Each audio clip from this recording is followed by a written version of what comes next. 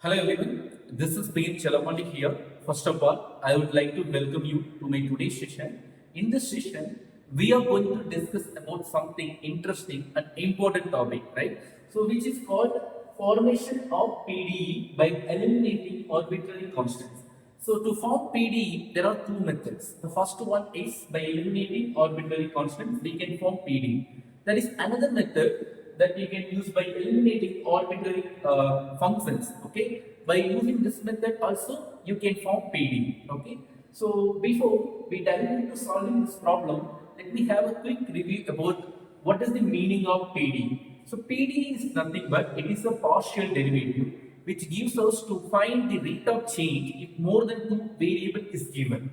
Okay, there are so many examples. For example, to find the temperature on a rod when you give a heat to the rod, so you can use rod heat problems and wave problems. Okay, to find the temperatures or whatever you want to find out, you can find out by help of the PD. Okay, because all those real life applications are involved more than two variables, right?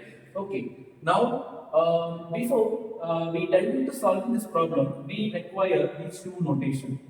Let me discuss what does it means. So here z is a function. When you differentiate your z with respect to x, then this is your derivative. Okay. Then when you differentiate your z with respect to y, then this one is your derivative. So always in PDE we are going to use some notations. Okay, in order to avoid to write the large terms in multiple times. So wherever you have dou z divided by dou x, it can be written as p. Okay. Similarly, wherever you have dou z divided by dou y, it can be replaced by q. Okay, these two simple notation you can use instead of these two. Okay. Okay. Let me have a problem. Okay. Here, how to find out the PDE by eliminating arbitrary constants. Let me discuss this problem in step by step so that we can get a clear idea about how to form the PD. Okay, let me jump into the problem. So first, always you will be given with the function in terms of x and y. That is a function in terms of x and y. So here, your aim is we need to find out, we need to form a PD by eliminating arbitrary constant. First, we need to figure out what is the constant. So here, A and B are constants, right? So here our task is we need to eliminate these two constants. Okay, so elimination means not just by cancelling or just erasing. So mathematically we have to eliminate these two constants. So let me discuss how to eliminate it. Okay, first you need to write the given equation as it is, which is called equation 1, right? So what you have to do from this equation is you need to differentiate this equation with respect to x first, then with respect to y, right? So before you're going to start differentiating with this equation with respect to x and y, you must know one more thing. When you are differentiating with respect to x, you have to treat the other variable as constant. Here y is constant. Similarly, when you differentiate with respect to y, here x is constant. So this is the simple term that we are going to use to solve this problem. So first, let me differentiate with respect to x first. So I'm going to differentiate. So when you differentiate z with respect to x, you will get dou z is divided by dou x, right? So let me come to right hand side. On the right hand side, first let me find out wherever we have x, because this time we are differentiating only x.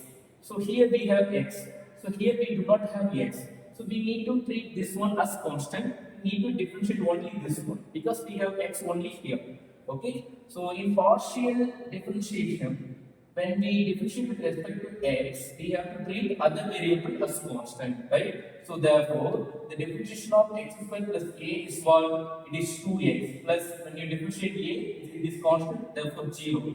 The answer is 2x. So the another constant is in multiplication form. As per the differentiation rule, we have to write the multiplication form as series with this one, right?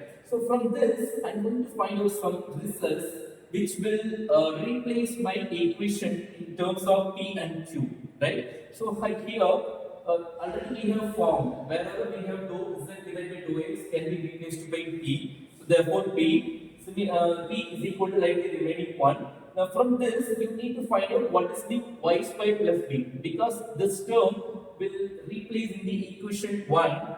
Y square plus b can be replaced by p by 2x. Here in this way, when we substitute y square plus b is equal to this one, it will be the second constant, this b will be eliminated, right? Let us come to here the same equation 1 has to be differentiated with respect to with respect to y this time. Already we have differentiated with respect to x. Okay. Now, when we differentiate with respect to y, the answer will be dou z divided by dou y on the left side. Let us come to right side. In the similarly, same concept, if you use here, you will get this answer. So here, what you have to do, you have to replace this notation by q, because already we have framed, right? Now here the answer, from this answer you have to find out another x square plus a, like what we have done here. So here this is our next result. So what, after you found these both results, you have to mark this one as equation number 2 and you have this one as equation number 3, right? So now we have come to the end. So here equation 2 and 3 has to be substituted in equation 1. When you substitute in equation 1, it becomes z is equal to q by 2y, p by 2x, right? So when you make cross multiplication of these two, you will get this one. So this is all required equation, right? So after finding equation 2 and equation 3, what is our next step? We need to substitute these two equation results in the equation 1. When you substitute these two results in the equation 1, you will be getting the format of PDE, right? So this here x square plus a can be replaced by this result. Similarly, y square plus b can be replaced by this result. When you substitute these two results in equation 1, it becomes like this. Now here I am going to cross multiply this result with this one. Then after that you will get is 4x is the y, 4xy is z, right? Which is equal to p2. This is all required PDE. So dear friends, so why we are eliminating the arbitrary constant is very important, because to form PDE, we need to find out the general form of the surface. So to find the general form of the given equation, we need to eliminate the arbitrary constants. Okay, after eliminating arbitrary constants, if you differentiate the derivative, then you will be getting what is the general form to find the given surface of the given equation. So dear students, I hope this video will help you to understand the concept of forming PDE. So I will meet you with different problem in the next video. Thank you.